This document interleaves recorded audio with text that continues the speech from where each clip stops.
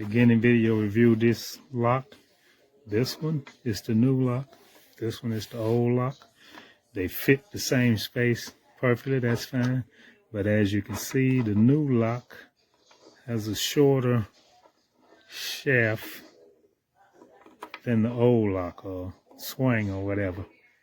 And the new lock will not lock my toolbox.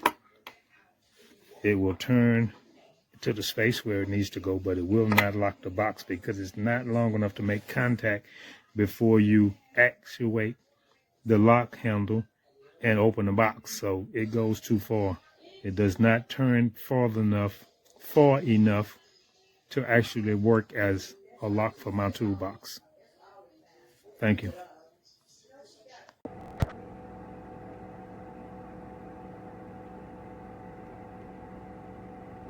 Useless.